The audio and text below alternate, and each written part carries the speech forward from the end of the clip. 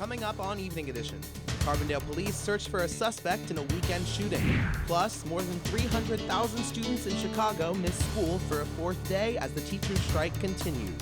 And Justin Trudeau is re-elected as Prime Minister of Canada.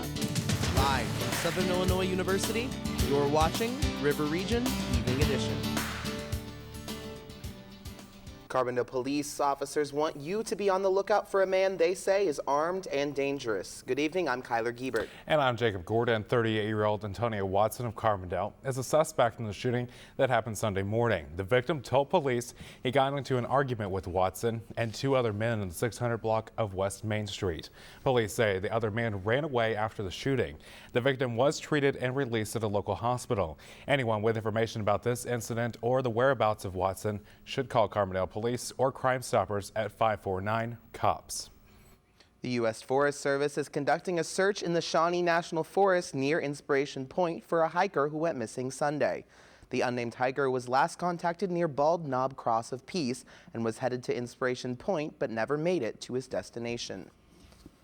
And the National Highway Traffic Safety Administration is recalling more than 50,000 Thomas-built school buses.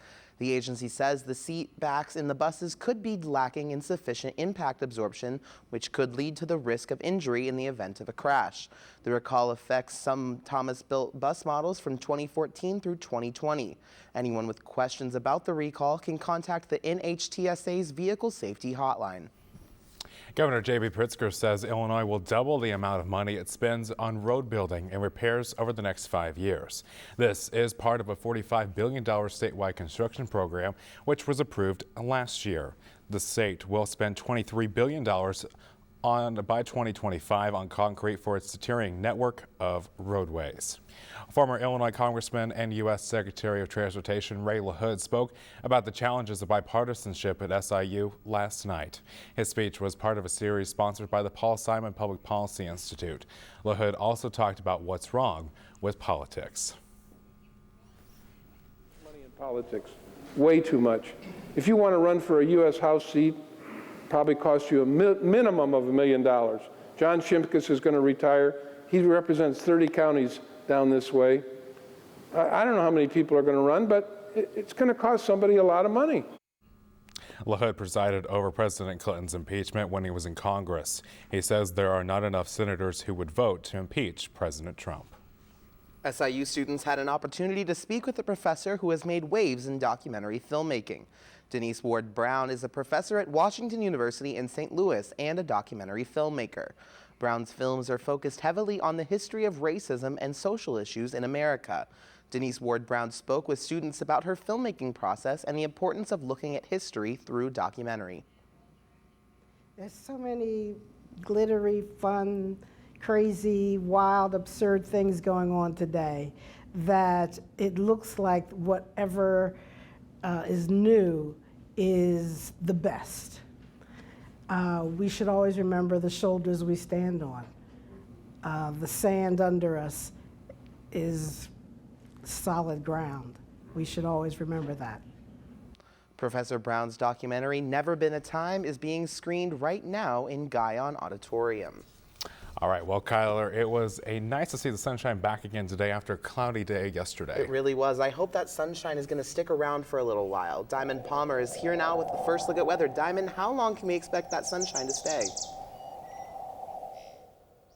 Well, Kyler and Jacob, you're exactly right. It was a beautiful day outside to enjoy this weather. That sunshine, fortunately, is going to be sticking around for the rest of the week. Tonight, we're going to be reaching 47 degrees with clear skies. By the morning, we should be down to 43 with those clear skies. And by midday, we should be reaching 64 degrees. It's going to be warming up still like a temperature like today. We're going to see those sunny skies just like today, like I mentioned. We are going to be also seeing some milder temperatures throughout the week for the river region, but I can guarantee you there's a severe weather threat for the East Coast. I'm going to have more of that information in my 5-day forecast and more.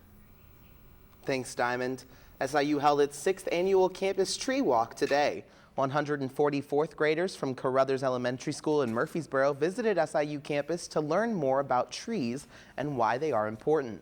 The Forestry Club, the SIU Forestry Department, and SIU Plant Services teamed up to provide the students with a challenging curriculum for the day.